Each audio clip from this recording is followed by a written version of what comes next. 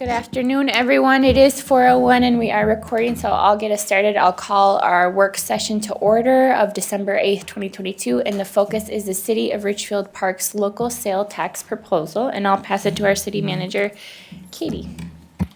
Thank you, Mayor. So this is a continuation of our discussion of whether we want to go ahead and ask the legislature for authority for Richfield to be able to enact a local sales tax. And the last time we met, there was consensus to go ahead, but we need to confirm that tonight and whether you want it to be in 2023 or not.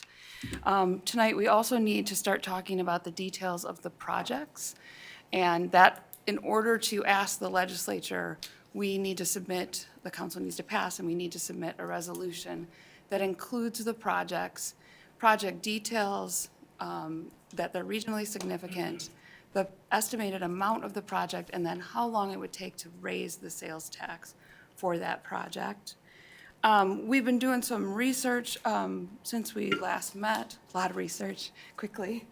And there was, seemed to be interest on Wood Lake Nature Center building, which we've been working on for a long time, and also improvements at Betts Park. Some of those are pretty time-sensitive and urgent. Those are about $10 million each, those total projects. And then it would be, and then we were asked to look at what could a community center look like on the current site of the community center. And so Amy has a really detailed presentation on that, and so I will let her give you the details on that. It is pretty clear from the estimates of that. It's anywhere from 48 million to 63 million if we did it in 2025 and 2026. If you delay it, it would be even more. And it's pretty clear that there is not sufficient sales tax funding for 20 years. You could extend the term to do all three projects. There are some options, and we have some options to explore later in the presentation, but just wanted to lay out those parameters early on. And with that, and there are other projects to consider as well, but those were the three that we heard the most about at the last work session. So with that, I will turn it over to Recreation Services Director, Amy Markle. Yeah, thank you, Katie.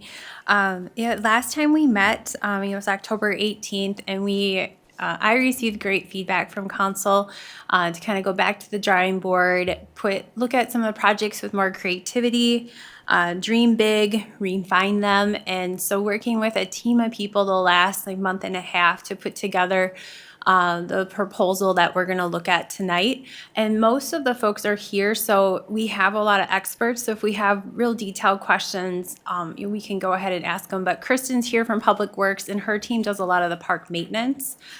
Paul's here from Wood Lake Nature Center. Chris is here from Veterans Park and the arena, so he'll have a very good handle on the condition of the facilities there. And then HGA is the architectural firm who has helped design the proposed Wood Lake Nature Center building. They also have helped kind of sketch out what's possible for a new community center. And so we have Glenn Wagesbeck from HGA and his partner Ashley Grizel, and they've been working with us with a very fast timeline just to better understand what's possible.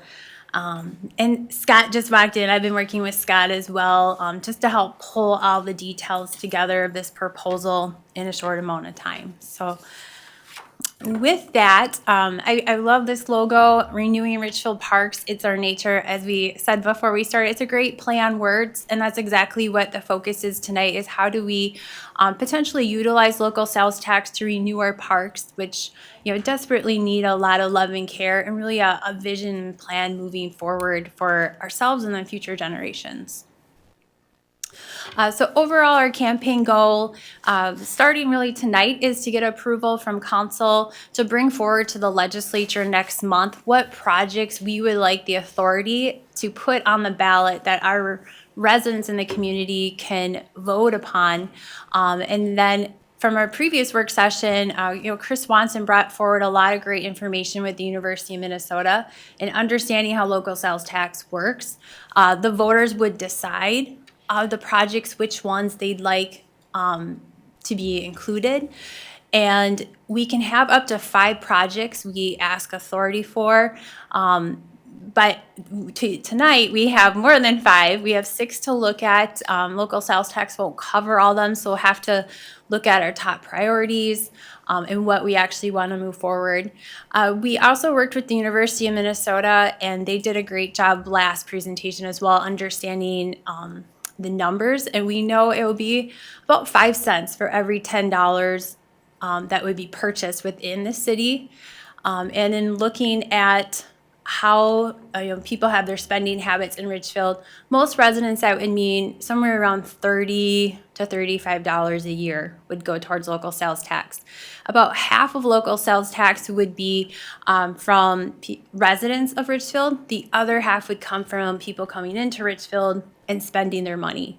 So it's important to know that, too, a lot of these projects are actually, all of them, they're regional in scope. So it's a way to help really re-envision these parks and help renew them, but not take all the cost burden as a community. So we'd be paying for about half our residents. The other half would come from outside of the community. And we really want to, look at local sales tax, because when we're able to renew these parks, it will become a more welcoming city. It's more marketable. We'll continue to have that regional draw from people from other communities coming in and utilizing our parks, but with that also comes people utilizing our businesses and just more of a thriving community. We offer our residents increased opportunities for physical and emotional wellness, so it involves community health as a whole. We create public space to create community and togetherness with different spaces that you envision and create.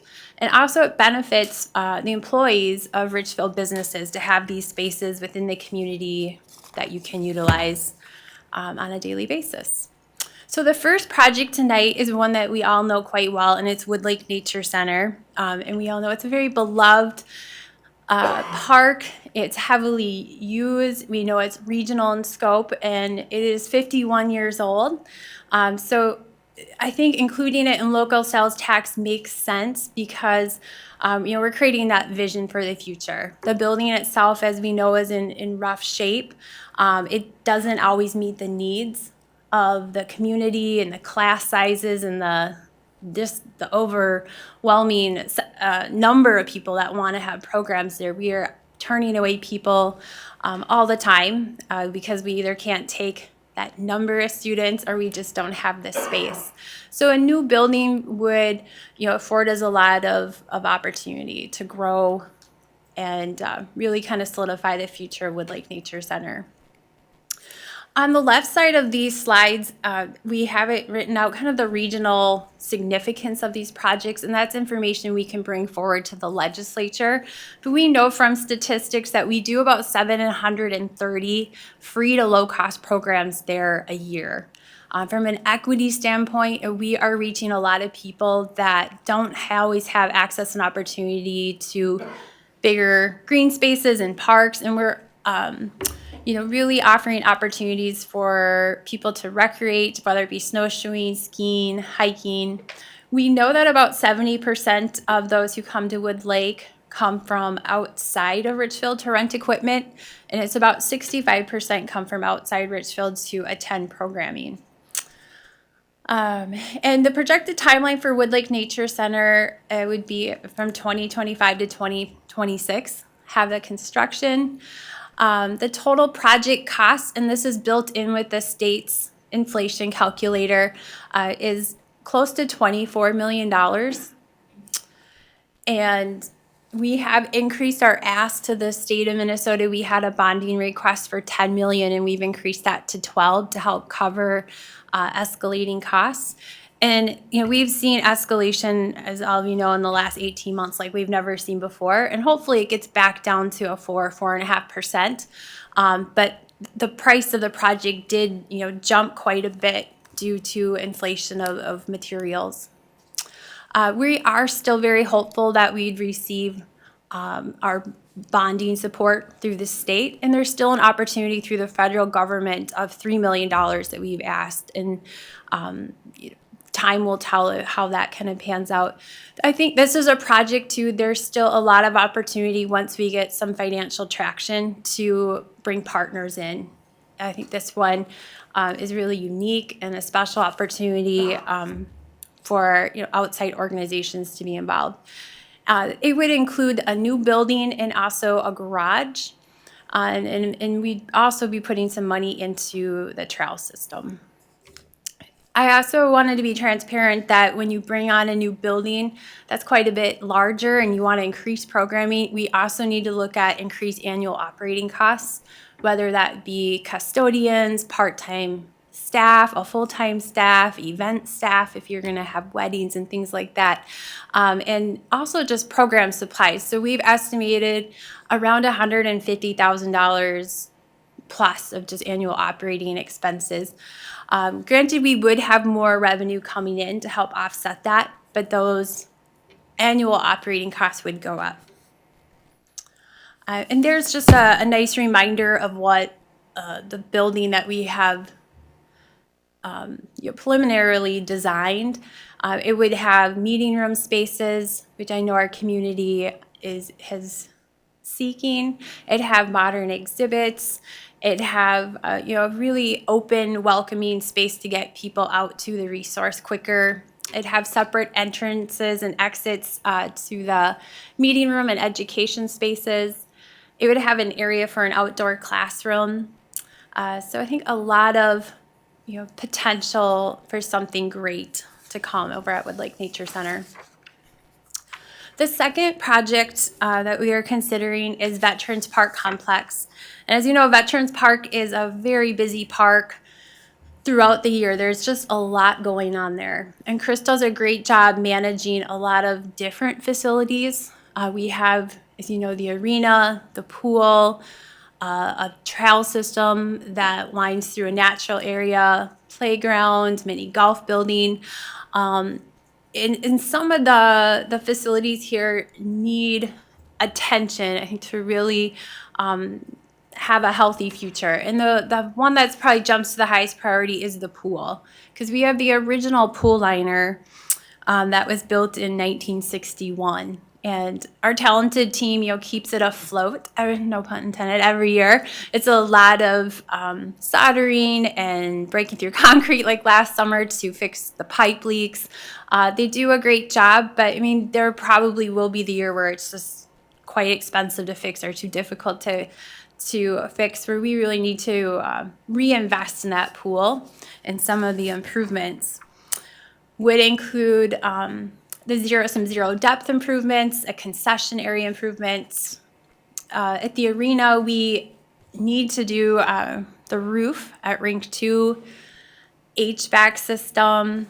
We have a wooden kind of fascia on the outside that's always getting packed away at woodpeckers, so it's rotting.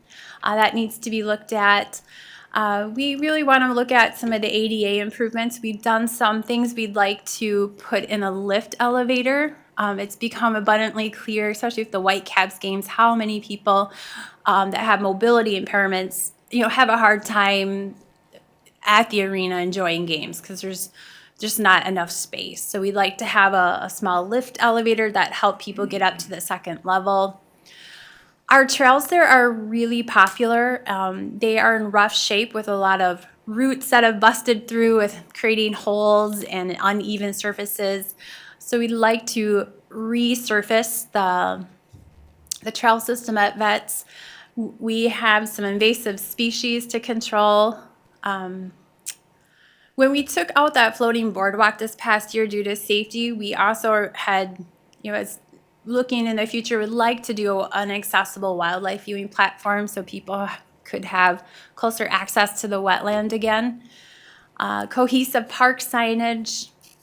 And then looking at the band shell, it was installed without irrigation. And then we've always been challenged with drought conditions and a lot of dead grass out there. It's very hard to keep it alive. So putting in irrigation, the band shell itself needs gutters. The pavilion is a beloved facility that's heavily used May through much of October. And just looking at the roof there, the lighting.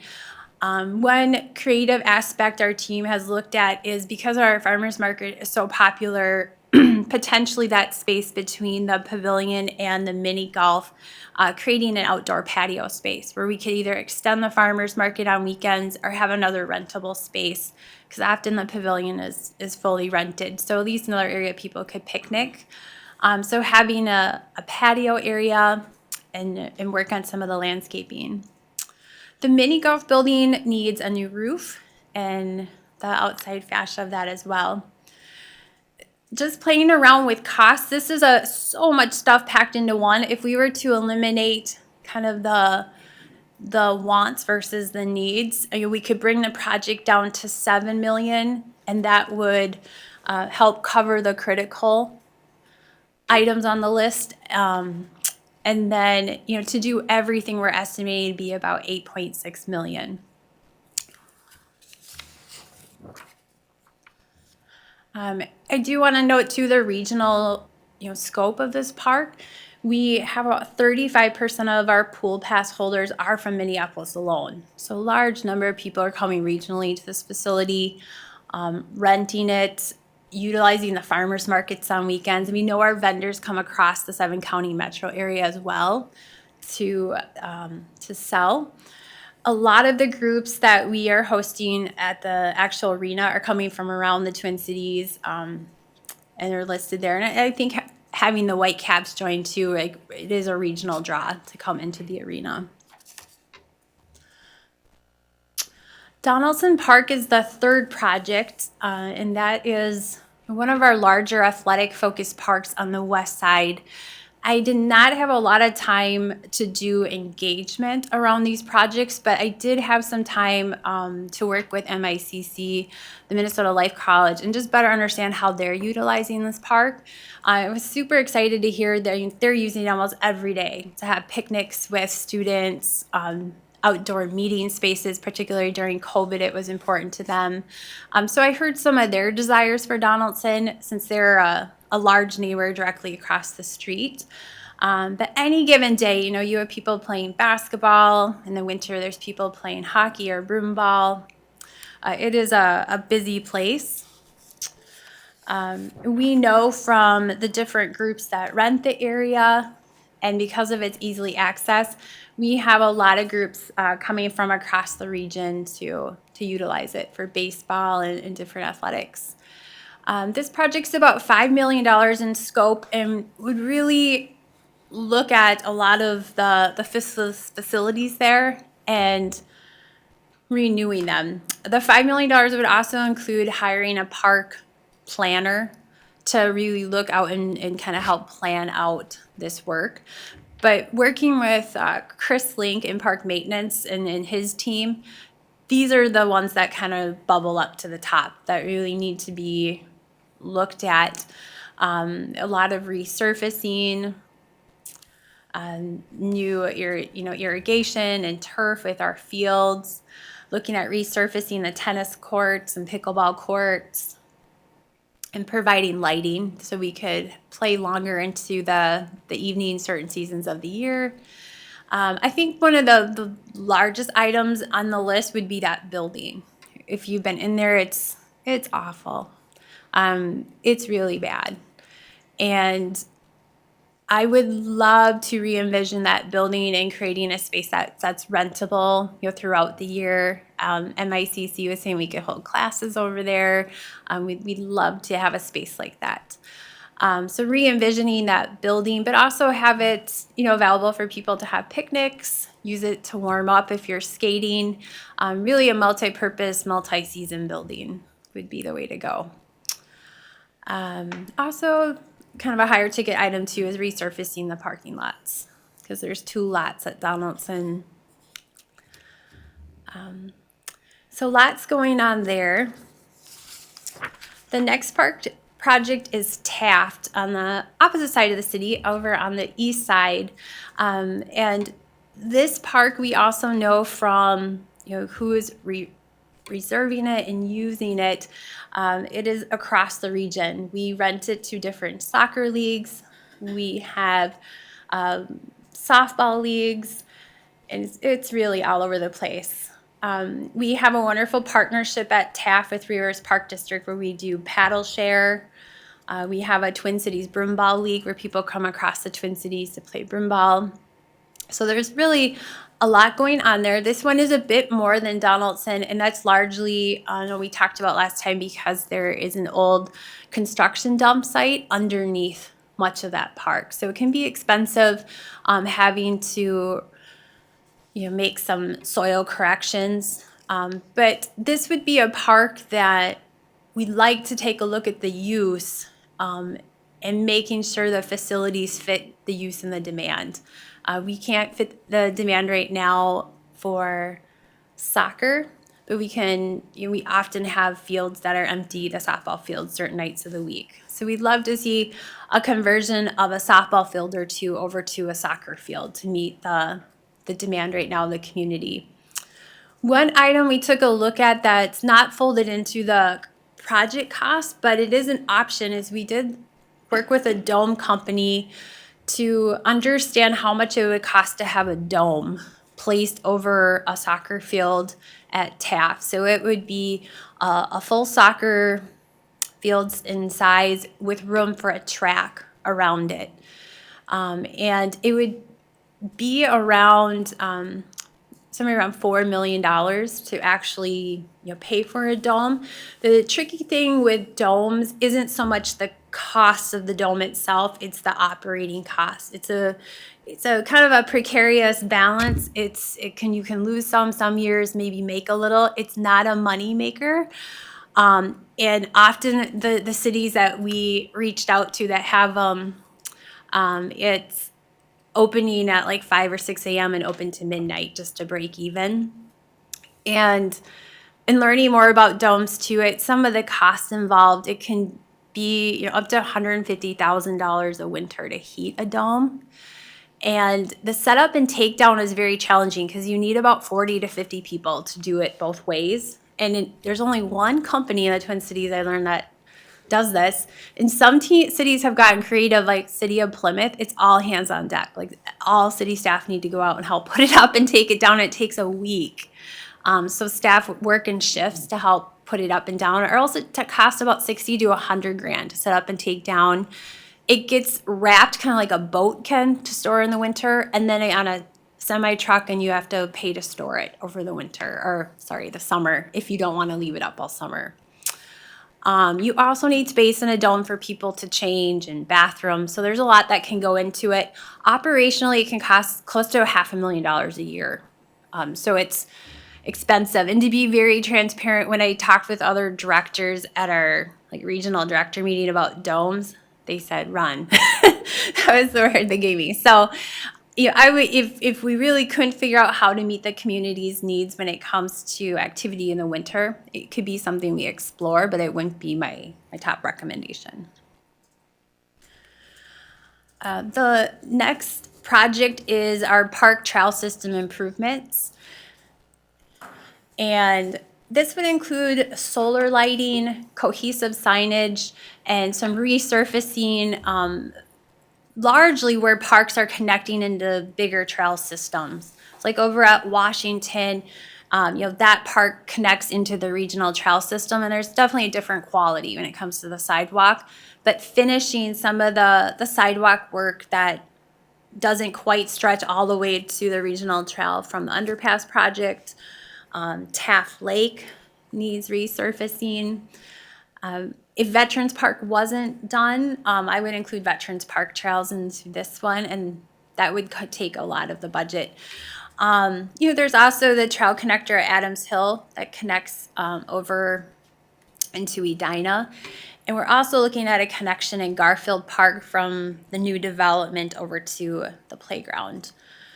We can also look at vegetation and plantings and improvements. So this is one of those projects too that we do have money in the city parks maintenance budget to do trails. It's just nowhere near that amount. So it's something that could be pieced together through the years, but it's to really invest in it at one time. We don't have that amount sitting there. Regionally, though, Richfield is home to both the Nokomis Minnesota River and 9 Mile Creek Regional Trail System. So we know we are attracting people that are moving through the city through these bike trails. And it would be nice as people get off those trails into our parks, we have that same quality though, a surface and signage that helps people navigate through the city.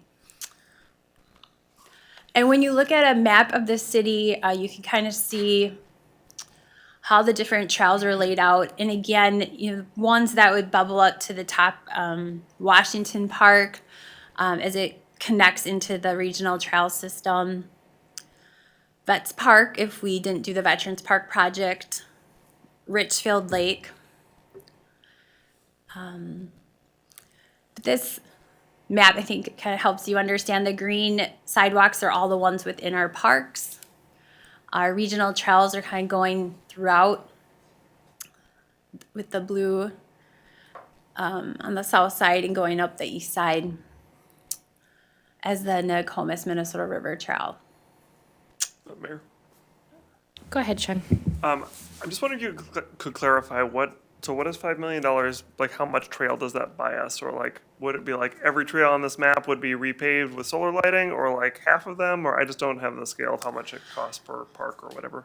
Yeah, that's a great question. I think it will depend. Like the biggest amount of trails we have is over at Vets Park. And if that's covered within the Vets Park project, I think we'd be able to do a lot more. Okay. I think we'd tackle each one and prioritize the condition. I think as they connect into the regional trail would be my preference, because as people get off those regional trails, they're having that same quality. So Washington, Taft would be one on the regional trail, Adams Hill on the west side. So I guess it just depends on the distance of the actual trails themselves and the conditions. But I would imagine to resurface, I mean, you'd at least get 3 of the major parks done with some of the signage as well. The last project, and probably the one that has changed the most since we originally brought it to council, is the community center. And I have, a vein of thought that this is one of those facilities that I think long-term we have to figure out what is the future vision of the community center. And I'm glad you told me to dream big and relook at this, because could we use some local sales tax money to invest in a new community center, and what's possible? And we've never had the space really to investigate that. So HGA has been really instrumental in looking at the space and some of the parameters we have to work with. We do know the regional draw, we had people from we served over 600 people last year with taxes. Many of them are coming from around the metro area. We are one of the few tax sites left. We have seniors coming from around the metro area. It's not just Richfield. Some of the events there, like Fair for All, is one that we do every month, where we know we're drawing in people from Minneapolis and Bloomington and the surrounding communities. And this project, though, too, would also have an increase in operating costs. With a larger community center, again, you'd have to hire additional staff to help program and custodial staff. We know from last time the renovations of the one we have is going to be close to $9 million, and it would be just to renovate it. And a new build, looking at the different options, would be anywhere from close to $48 million up, depending on the year and what it is we would put in it. So I won't really go into renovations. You can see the list, though. A lot of that would include things really just to bring the building up to a decent level of health, I would say, with electrical. And right now when it rains, it leaks horribly. Do some ADA upgrades, a new elevator, things like that.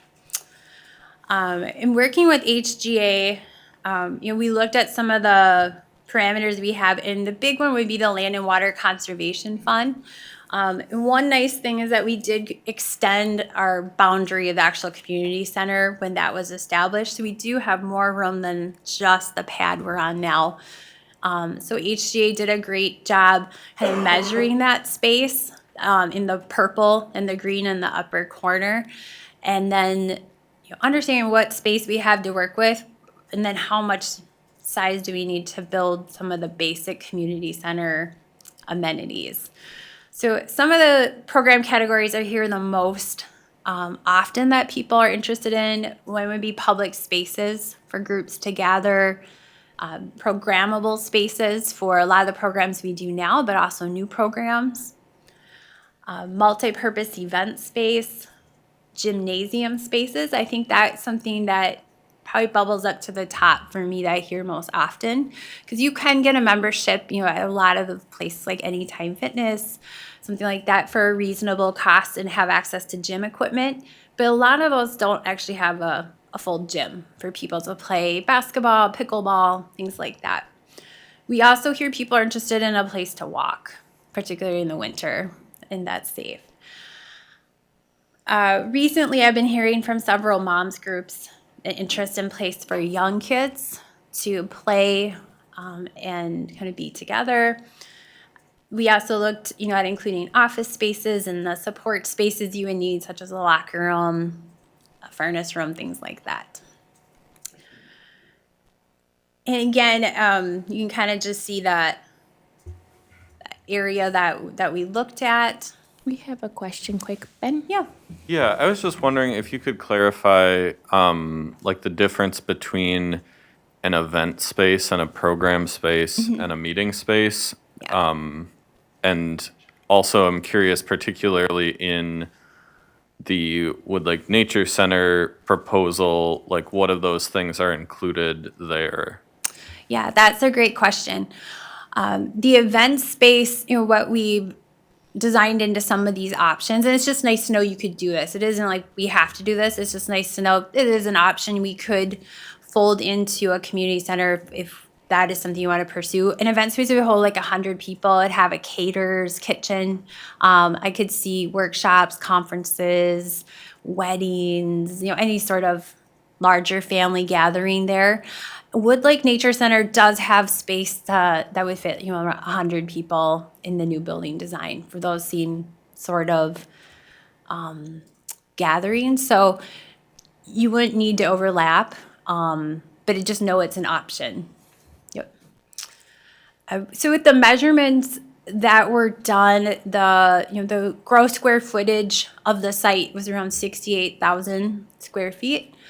Parking, to fit the current parking requirement, it's estimated we need 250 stalls, and that's 92,000 gross square foot. So right there's a problem because there's not enough room for parking. So there's options with that. And then you play around with all the spaces. And as Glenn said, this is a bit of Tetris, like putting it all together. How do you make this work? I think that's where they have fun with their job. So we looked at different options. I think we're really exciting. And we can kind of go through each one. And it's just, I think this whole exercise wasn't to be like, we're going to build a community center. This is what it is. It's just what's possible and how much do these kind of things cost, just so we can wrap our heads around that. Kind of looked at the existing footprint, the setbacks that are needed, parking, some of the areas around that we have to have consideration of. One thing that HGA did, a really good job throughout was just keeping in mind the aesthetic of the neighborhood. It's residential, it's single family homes, it's not a huge building, it's not 2-3 stories high. So really thinking about what we put in there, how do we make it not some huge building in the middle of a neighborhood. So option one, and it included 2 gyms, full-size gyms, and then there would be a walking track above it that would look down over the gyms. It would include a multi-purpose space, and we just kind of created a box for that, but that could be separate rooms that people could rent for meetings and programming. Public lobby space, offices, and then an event center that could hold 100 people. There's kind of an outdoor program area, and the event area would also be terraced out to the park, which is really cool because it's a beautiful park. It'd be nice to have a space that really utilizes the park. And there's kind of a diagram of option one. You can see the lower level does include parking And then you could come into the gym space. And then the main level, would have the event space, the program space, and then access to the walking track. Option 2 is a little bit different in that it would have one gym, and probably the biggest difference is that it would have an indoor play space, which you see at a lot of community centers, across the metro, largely for, kids, I would say anywhere from like 2 to 6, kind of. And that would be the big difference with that. Option 3 would have 2 gyms, no event space, but the multi-purpose program, so we took out that. It has a walking track. So it's really just playing around with these spaces and pricing for the different options.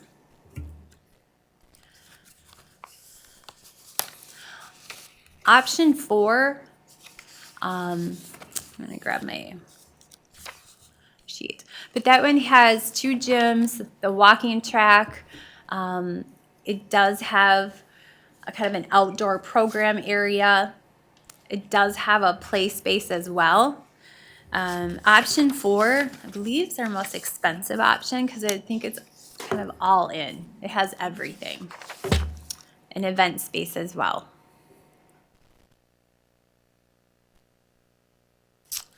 And then option 5 has the 2 gyms, a walking track, the multi-purpose room, outdoor terrace, and this one takes out the event space.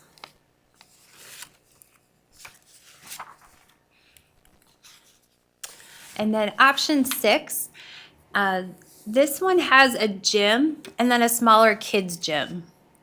That would be big enough, for adults to play pickleball in.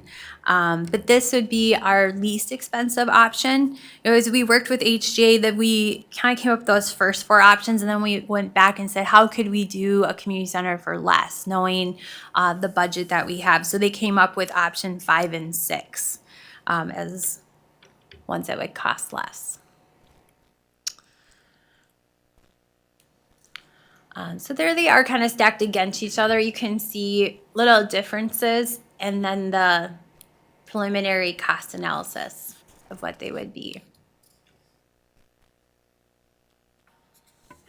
Sean? So I get that the exercise, and I already asked, one question about the parking lot. I get the exercise was to sort of fit what meets the current rules, what fits on the site, and that totally makes sense to give us a conservative estimate. But out of curiosity, do we have any idea, like ballpark, if the parking requirement weren't an issue and we weren't concerned about parking and we didn't need that underground parking at all and we just made do with surface, like how big of a cost difference is that?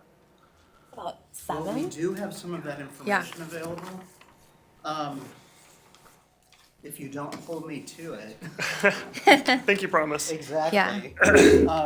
And the reason I say that is because we have costs associated with the parking, structured parking for each one of these options, but we don't necessarily have the cost for, well, say we wanted to do all of that parking as surface parking. So there may be some cost you'd add back in, but there's a premium for the structured parking. It's, like $35,000 a stall. It's kind of a rule of thumb for that, depending on what the economy's doing at any given moment. So, say for option 6, let's see if I can find this.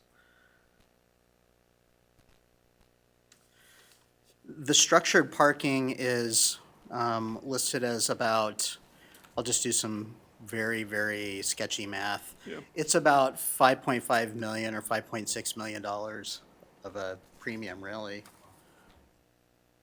Okay.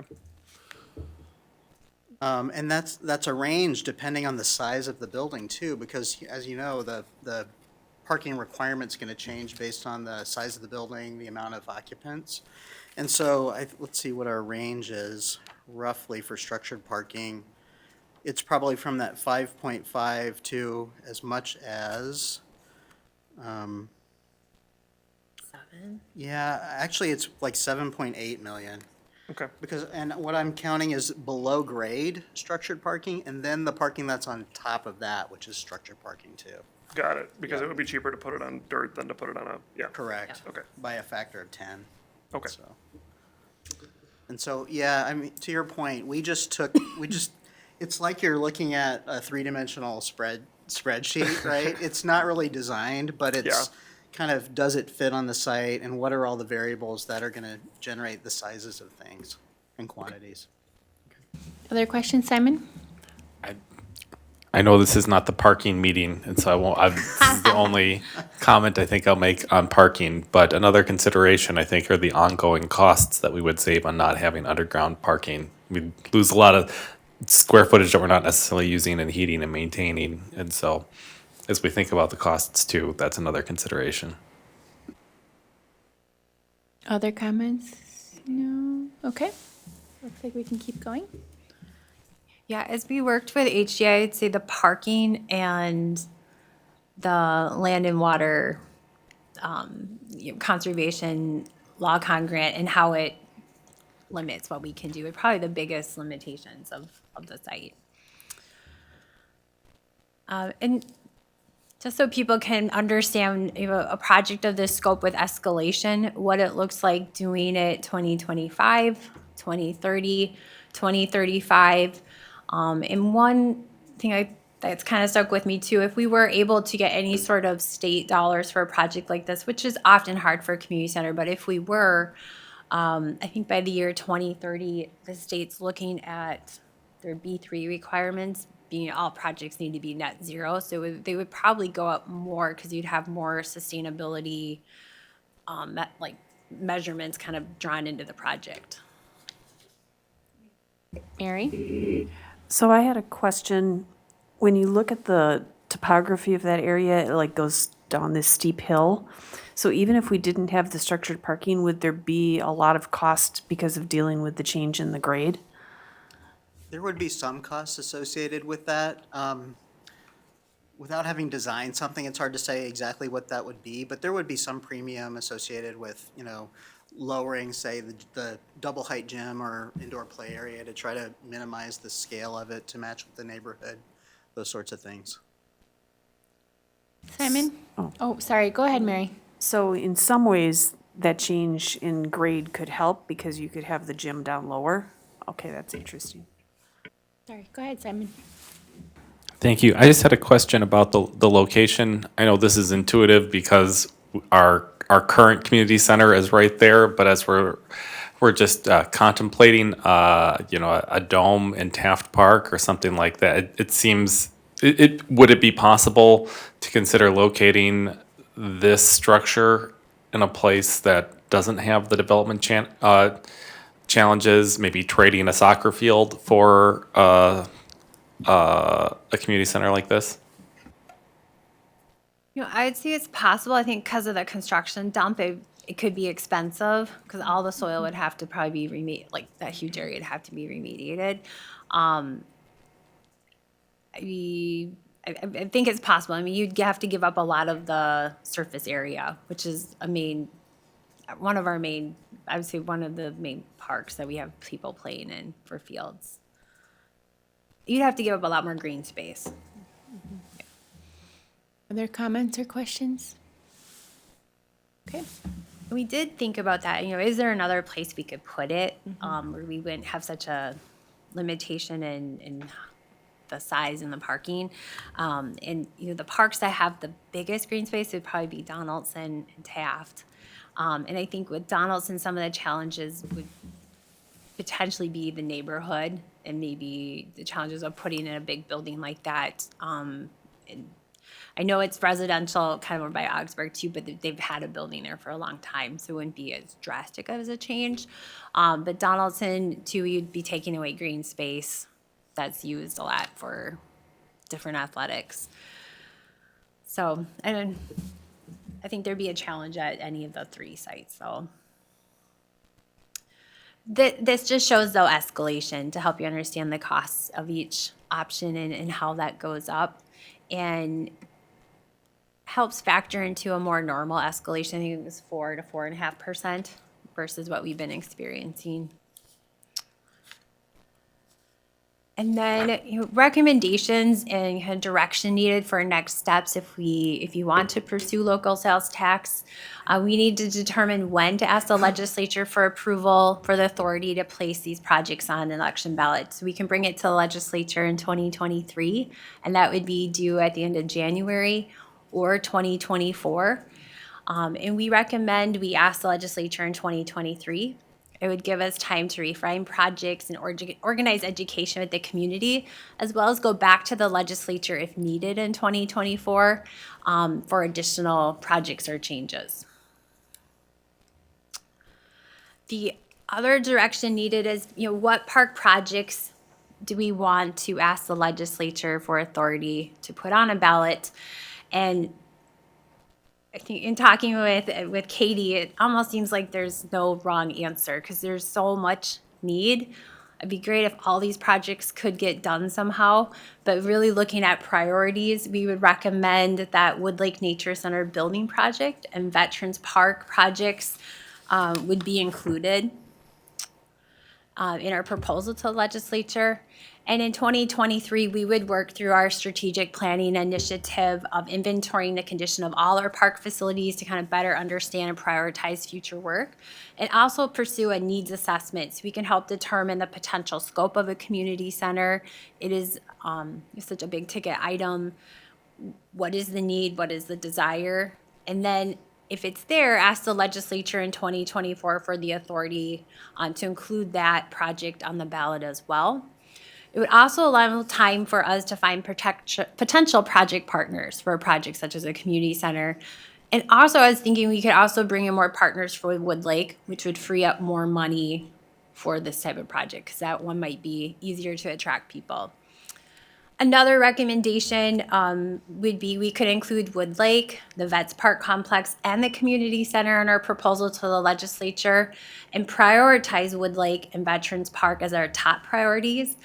And then, over time, determine the funding strategy for the community center, because as we know, local sales tax won't cover all three. And that's it. Questions from folks or comments? Ben? I'll just share the Community Services Commission discussed this at their last meeting, and there was a pretty quick and clear consensus around essentially option B, but those three projects, and I am inclined to agree. I think that the Donaldson and Taft and the trail improvements, while good, are just not, don't feel as big as likely to really energize the entire community in the way that we'll need if we want voters to approve it, want the legislature to approve it. So I wanted to share their feedback. Personally, I was really excited, particularly about the possibility for the buildings at Donaldson and Taft, but I think that the option B and the staff recommendation to go with it this year makes sense to me. My only other comments are just with the community center. I think maybe it was obvious from my question earlier, but I think with having event space at the new Wood Lake Nature Center, if that moves forward, I think not necessarily having that at the community center to save some money and space and parking needs there. Particularly, I think that would be, if someone's hosting a wedding, there's going to be a lot of parking need, as opposed to, like, if it's community members coming, more of them might be walking or busing there or something for closer. But I would, both for cost and space, really want to explore, are there other parking options? Or is it okay to just have less parking there? But those are my comments. Thank you, Ben. Other comments, Mary? I've been thinking about the question of what we should go to the legislature for, and I do think we should make the request in 2023.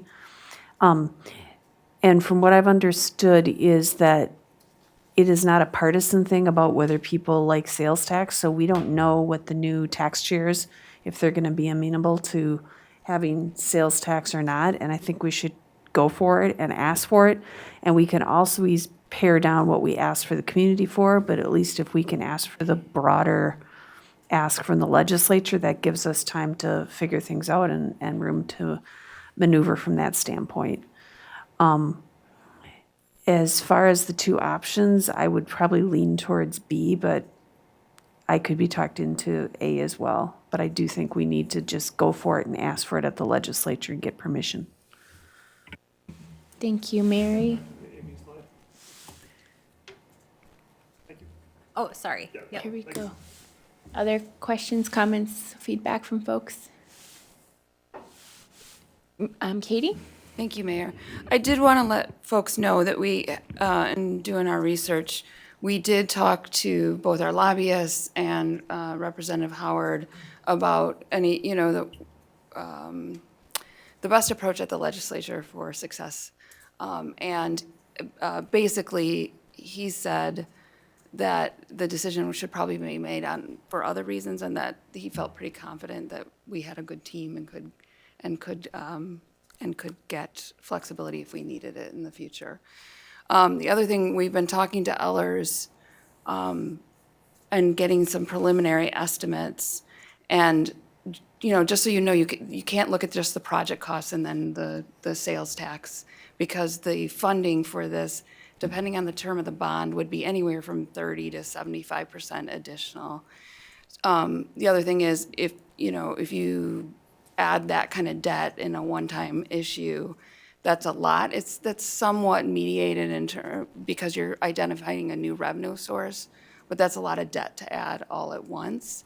Plus, trying to do all those projects all at once is going to be tough to manage. So we did look at doing the term of the Wood Lake Nature Center project and the Vets Park project first, and actually paying those off, so you staggered the debt somewhat. Now, the downside of that is if you delay a community center project, then the costs are gonna go up. But you would be able to do that, pay it off in about 8 years, and again, these are ballpark estimates. And then I asked them, how much money would you have for net proceeds if you maximize the rest of the sales tax for 20 years? And they estimated, again, trying to predict what the interest rates would be in like 2031 is very tough, but these are parameters. And they estimated that would be about $43 million in net proceeds. So I'm just giving you parameters for your decision tonight. I also just want to back up big picture.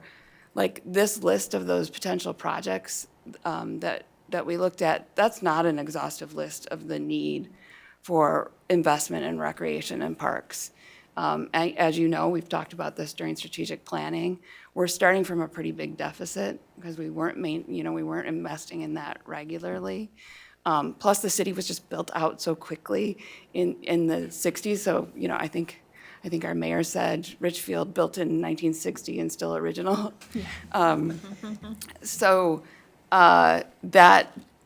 We've got a lot of need out there, and this is one potential revenue source to address that need. And there aren't a lot of others. We are looking at it. We're going to try and find other revenue sources, but as of right now, there aren't plans to address that. So I know that I don't like being the killjoy in the room, but I do want to be very transparent about the financial realities. Thank you. Other folks? Ben? This might put you on the spot or other staff on the spot. To that point, do we, I know primarily we've used the general obligation bonds for public works projects. How many times are we anticipating in the next, say, 10 years having to do max the 10 million for public works projects? And would there be, if that's twice in 10 years, could there be once or twice that we could do some bonding for, especially there's a bunch of parks who aren't in here at all because they're really just local parks. So our goal in looking out for our long-term financial planning was to fund the roadway projects with debt that was rolling off. We're not there yet, but we're getting closer to that goal. So we're trying to keep that current debt load as it is, or even eventually I'd like to reduce it, but not continuing to add to it. Does that help with your question? Yes, but also and maybe this is just a follow-up, but is there I guess, if we are taking that approach, is there any sort of capacity to do more bonding that is not already spoken for with public works projects? I don't think so. Not that Okay. we've found. I'm going to turn to our Public Works Director. Is that a fair statement? I mean, that's up to the comfort level. We're not bonding in Public Works. We don't have bonds identified year after year after year like we had been doing. Nicolet's coming up, and we will be bonding for 69th Street if that goes, but that'll be against bonds, but it's still bonding capacity. I don't know if that's the question you're asking, but we don't. But each year debt rolls off, there's a new bond planned for a roadway project. Mayor, actually, 1 second, quick. I know, Simon, you have to leave soon, right? I still have a amount of time. Okay, cool. Mary and then Simon. I wanted to follow up on Ben's question, because I noticed when the Met Council was looking at projects, they had 2 projects in Richfield that you didn't mention. Are we going to be having to do some of like the Penn Avenue and some of the other stuff? Is that additional, or is the county covering that? Well, I think it was Penn and the western part of 76th. I thought I saw it was on either a Hennepin County or a Met Council list of things that had been approved Whoa, for like 26 or 27. let's break some news here.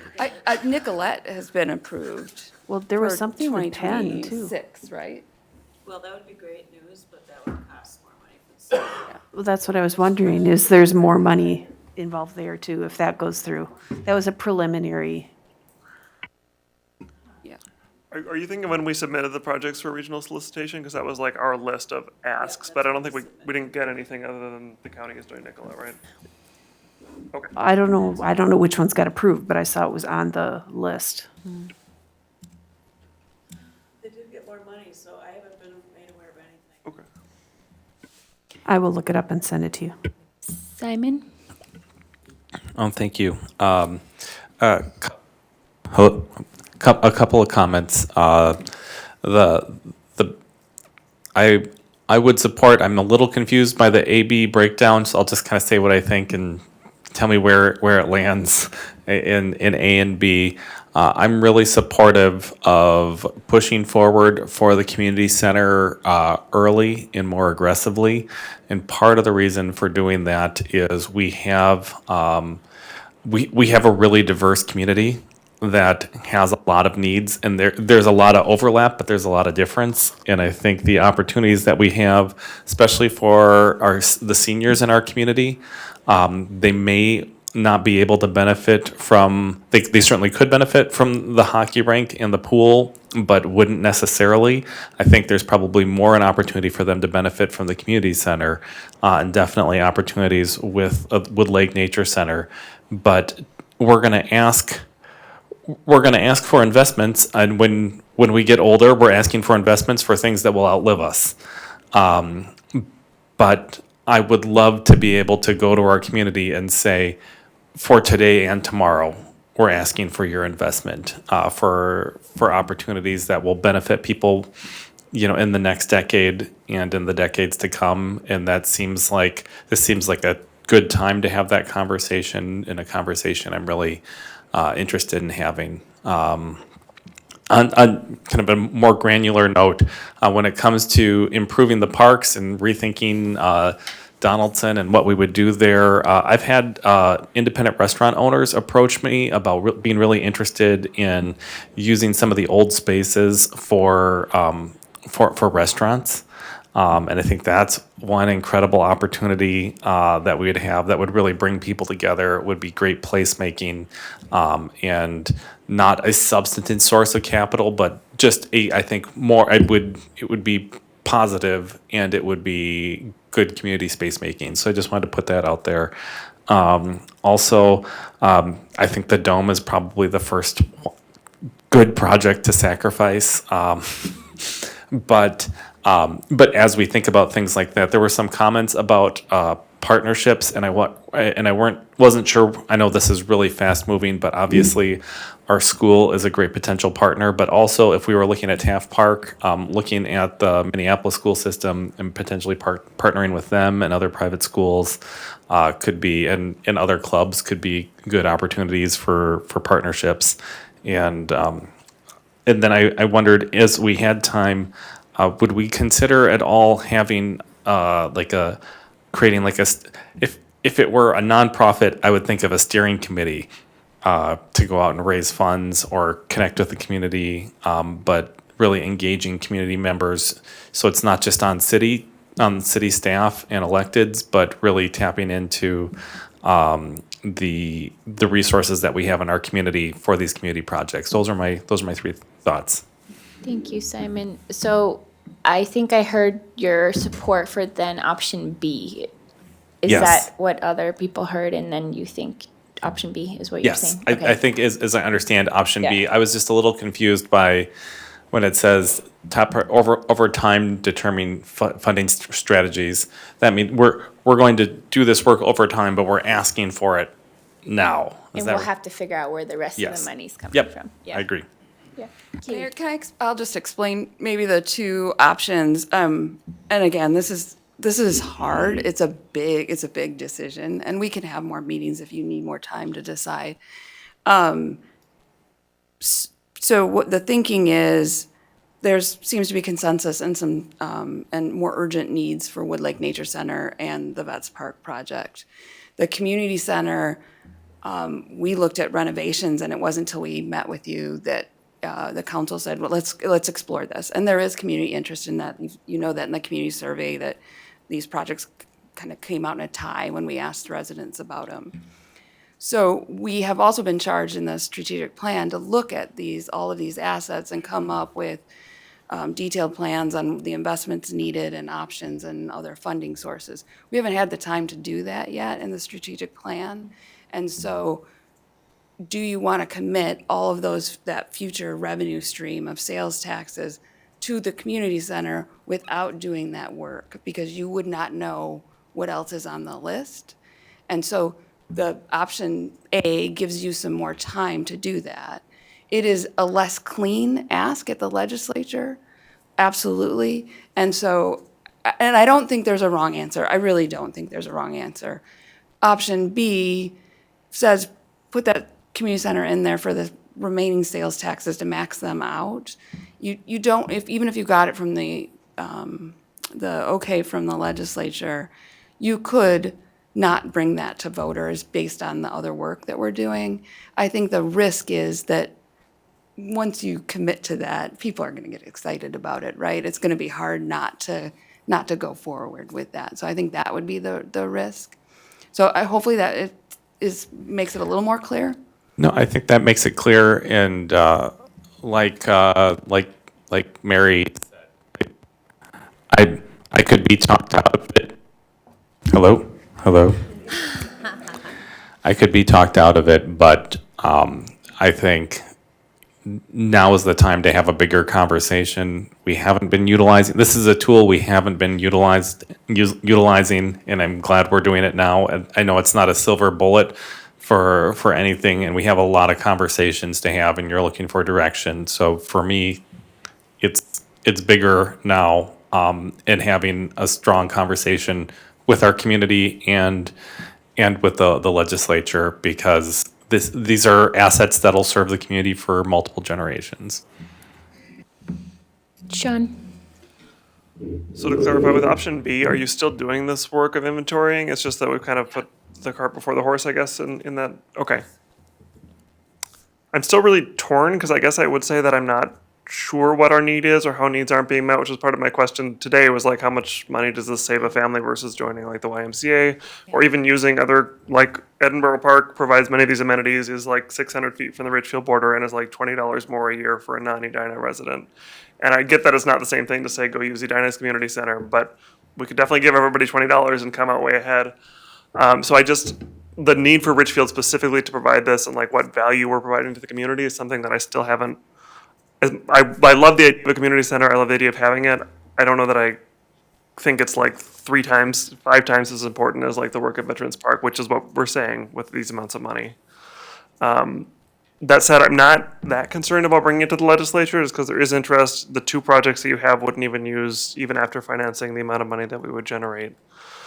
So I'm not super concerned about doing that as long as we're still doing the work. And if we come up with a solution that actually there's a million options for exercise in the community, we don't need this and we can't afford it, I'm hopeful the community would understand why that would be reasonable to pull that and not bring it to the ballot. So I guess with that in mind and feeling a little bit skeptical about the need, I still think option B makes sense.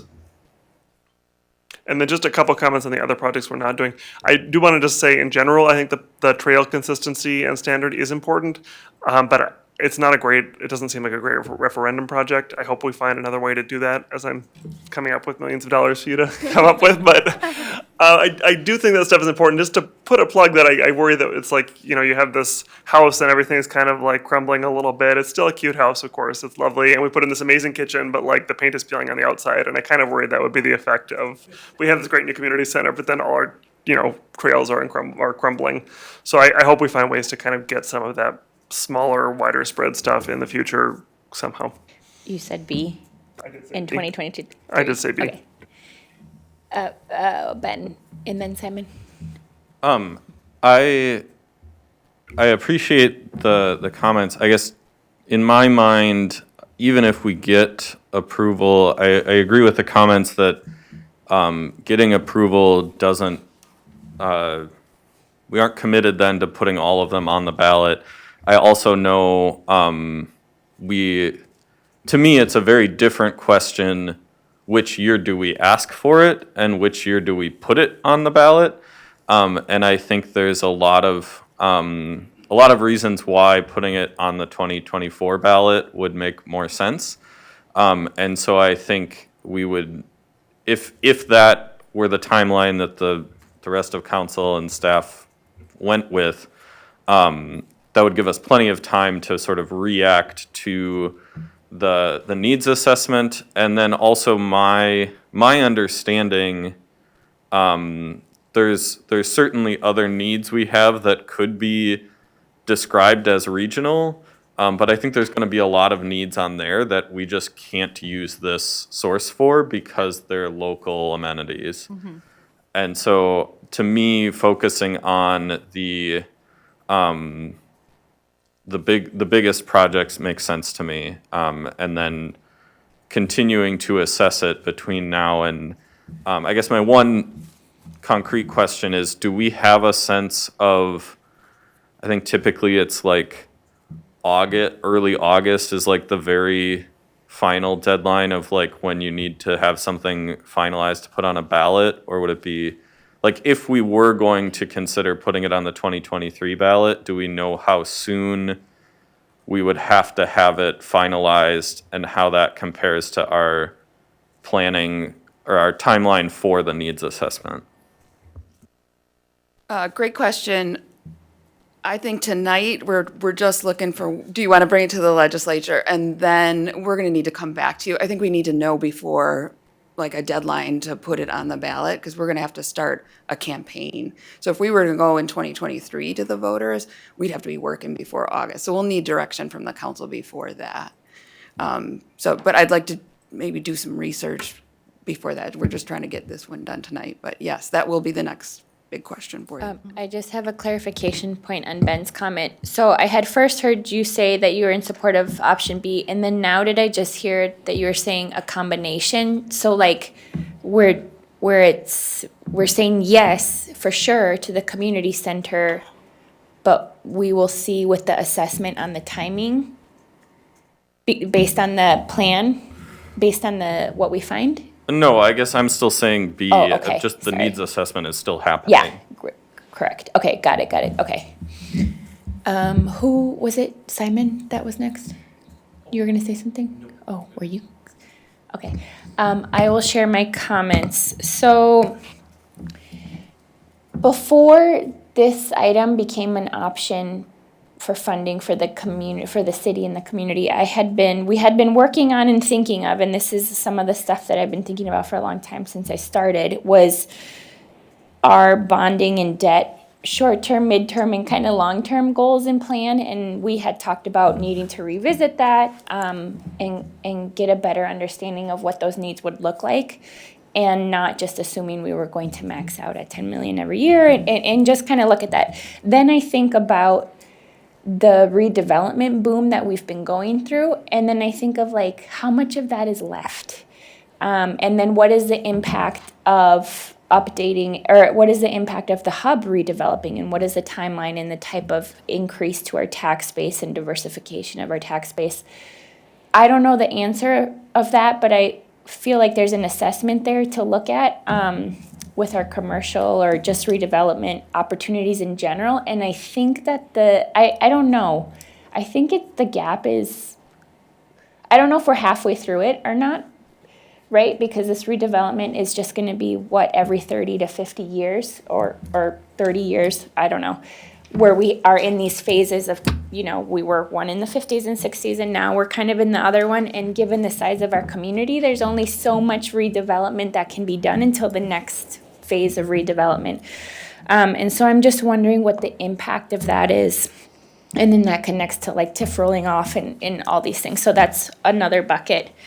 And then I think, I guess it's an assessment of our overall tools in general, financial tools and levers, which maybe is a snapshot of all these different things and how they work, and thinking through our needs. So it's really hard for me to just look at an option A and B without thinking of all those other things for everything else that we need to look at, because I think it's a great time to take that step back and try to project the financial needs that we have, the changes in the needs that we'll have. I think of like global climate change and things like that. And then the funding tools that we have, they're limited.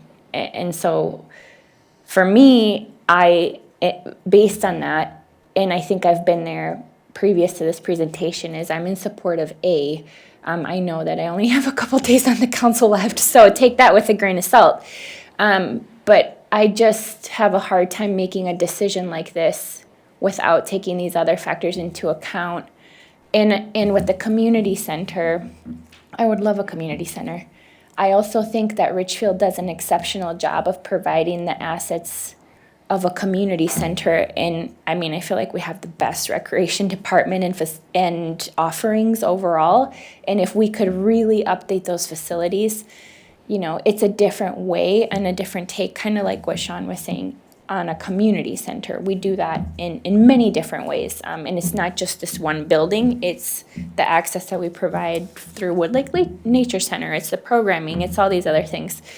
But I also do feel like if we're gonna do it, this is our shot to do it. But it's just not convincing enough for me to I feel like that pull for me is not enough. And I think regardless, we have to do that assessment. I guess the more kind of safe or conservative approach, I think, would be A, which is why I feel like I'm in support of it. But yeah, I don't know what others think, but that's where I'm at. Ben. I guess, I don't know how the legislature would receive this, but given that we are still sort of in conversation about the community center, and certainly for a needs assessment, I mean, the needs at Donaldson and Taft are not going away, and those are places we can talk about as regional.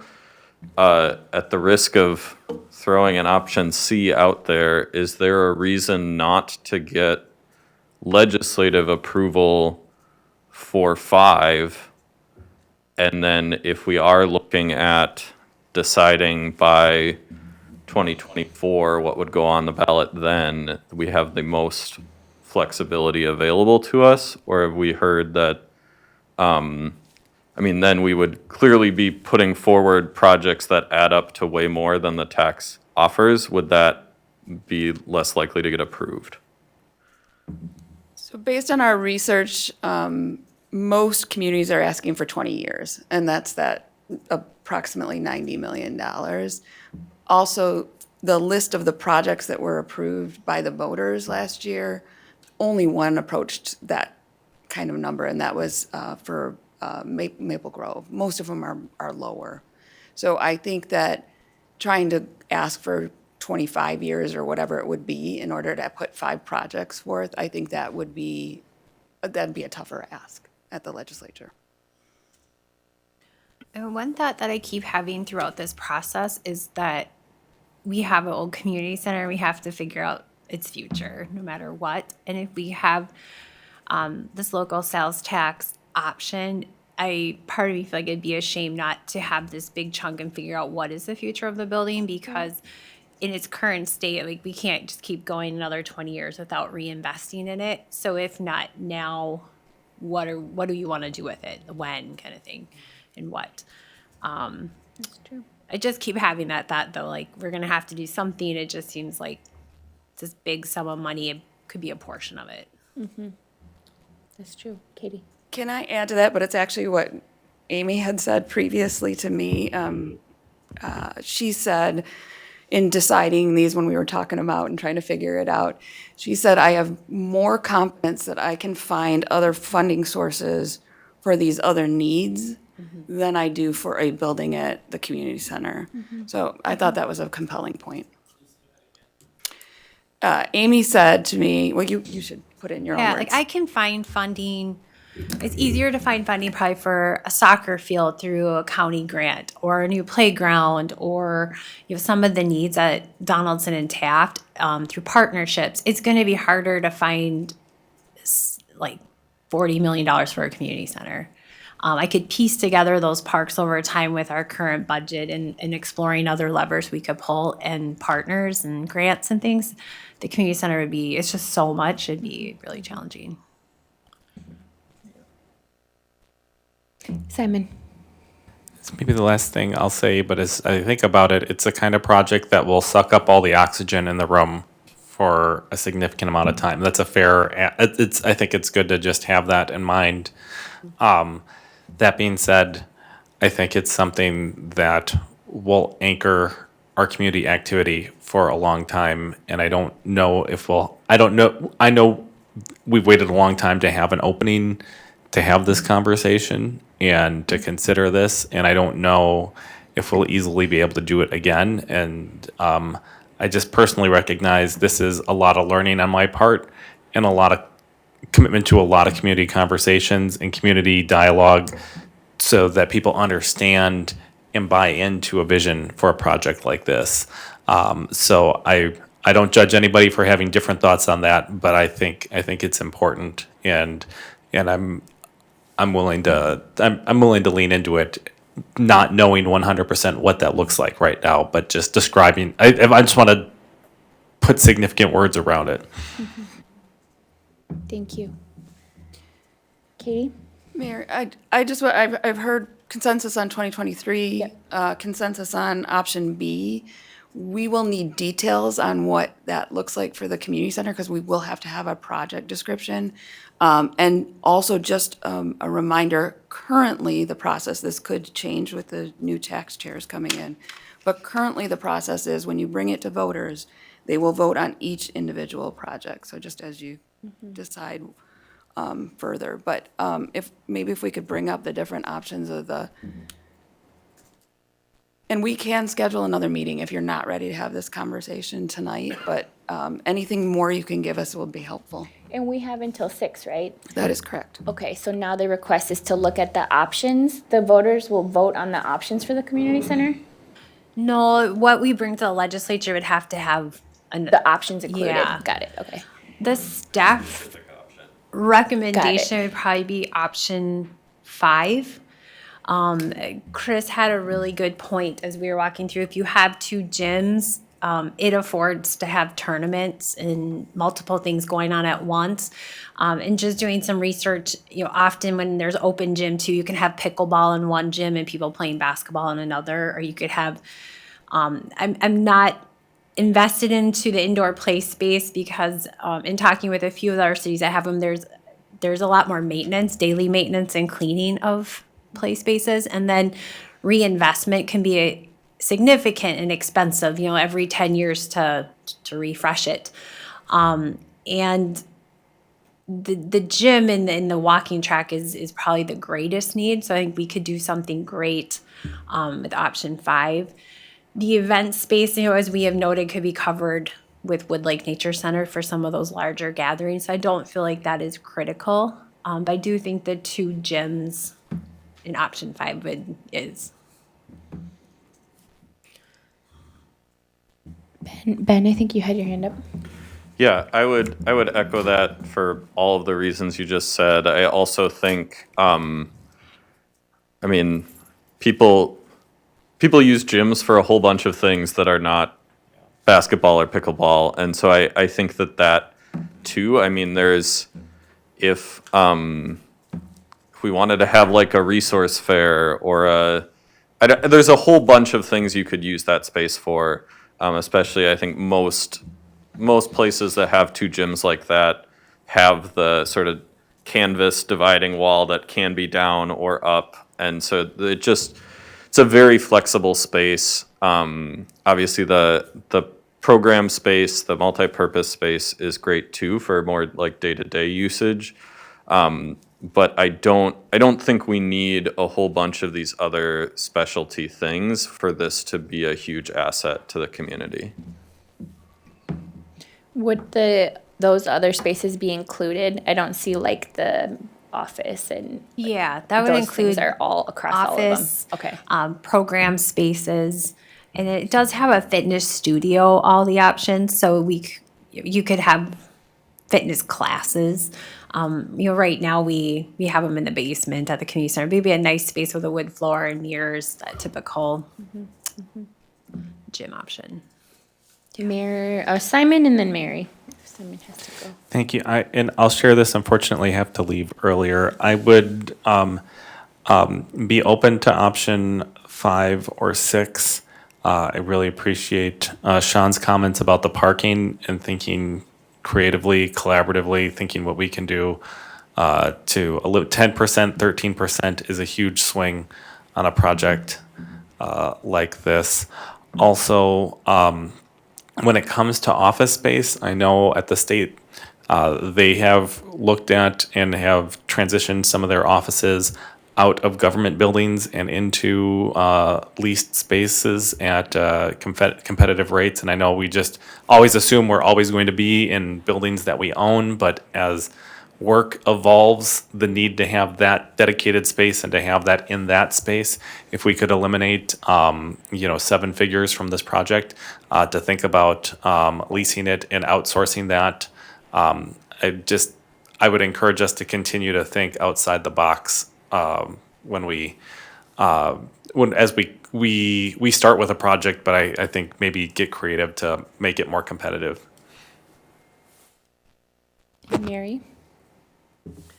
So I was pleased when you said that the program space would continue. So the things that are currently being done in the community center, that like the seniors are coming in for, different people, that wouldn't go away with these options. So I would lean towards either 5 or 3, because I do think the 2 gyms are important, but if we could have event space at Wood Lake Nature Center, then that would help trim back the costs a little bit, and it probably would trim back the parking a little bit. Sean? I guess I just don't know how I'm supposed to know if we need 1 gym or 2 gyms, like if they would be used or what the demand is or any of that. I guess I don't disagree with your recommendation. I just don't feel like I have any knowledge.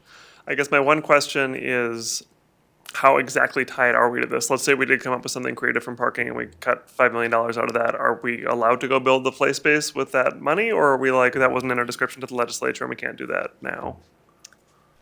That I don't know, but I think the scope of the projects that have been brought forward to the legislature are so big, I would have to think they get refined over the years till they actually get built.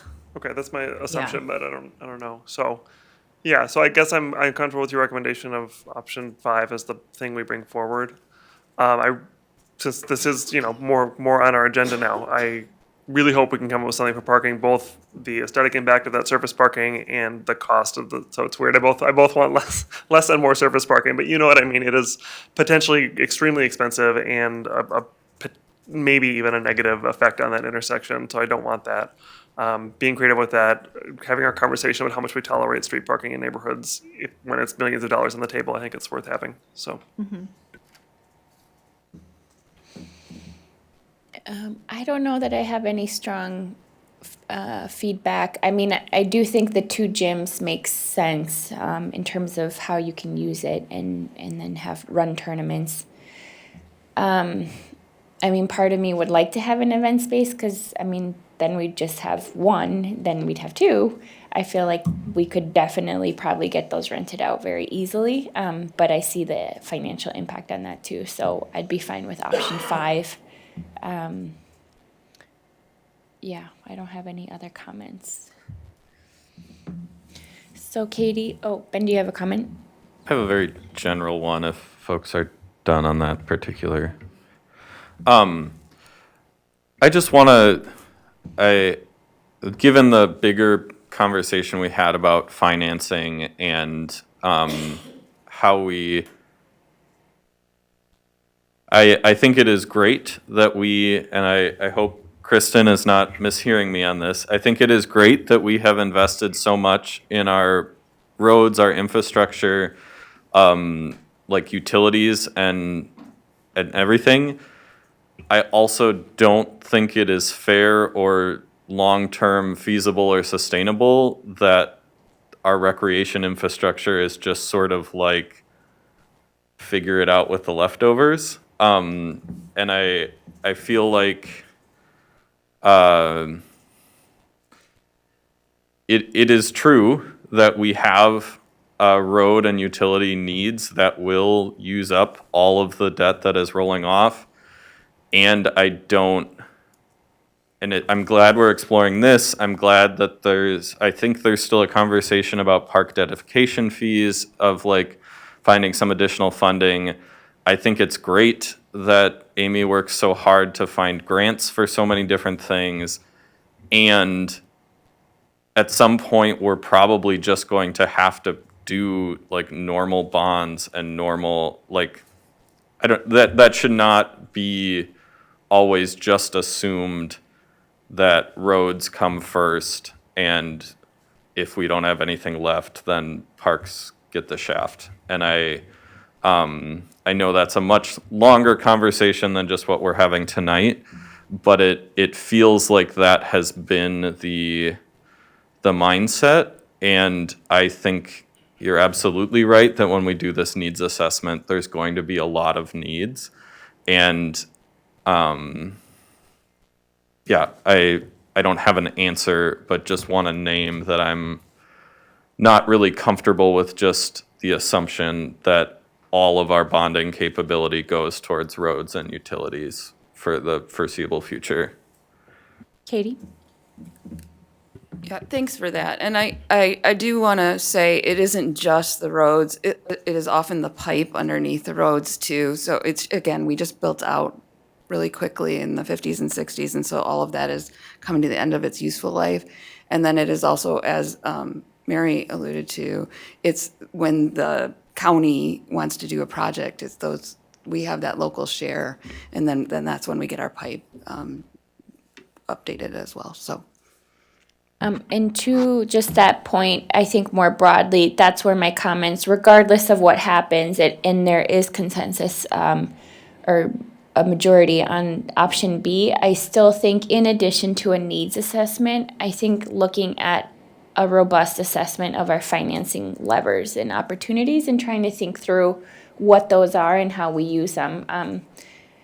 not specific to recreation or public works, but just as a city, what tools do we have? You know, we have changes we're experiencing with local government aid as well. There's a lot of things that are shifting right now. And I just think that we're in that era in our community where normal's gone and we have a new normal, and that new normal's changing, and doing the best that we can to look at the big picture. And I think we've talked about that in other ways too, looking at the internal infrastructure of the city staffing and the data infrastructure and all the infrastructure, internal and external. You know, do our departments need to be reorganized? Do things need to change again to meet those needs? So I think that's just like a broader comment, but I see it in the financing mechanisms we have access to as it relates to this project. Other comments? I'm so excited for this. This is super exciting. I can't wait to be a part of the team in the community. And we'll have, there's community members here, and there's people that are super excited to help support this in being successful for Richfield. Very exciting. All right, nothing else from staff that you need from us? I'll just summarize really quickly. 2023, we will bring it to the legislature. It'll be option 5. We will take your feedback about the parking, work on the actual details. I'll probably add it, a short discussion to a future work session if I can, and then we'll bring it to you at a council meeting. I'd love to bring it to you January 10th, but it'd probably be that second council meeting in January for the resolution to be approved so we can submit it to the legislature. Yep. And a huge thank you to our staff, to Amy, to Katie, to everyone on our staff, and our partners that have helped in thinking through the design. I know that we were trying to get a lot done and also not exactly understanding how this process works and how flexible or strict it was on top of it, and then what the options were. So a huge thank you to all of you for doing this work as well to prepare us. Thank you. Thank you, Amy. All right, I will adjourn our meeting. Thank you.